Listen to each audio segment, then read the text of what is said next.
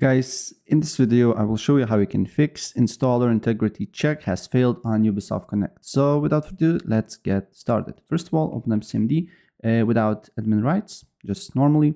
Then you should see your setup. You just need to drag it here, and then you just need to write / on command prompt / ncrc and press yes.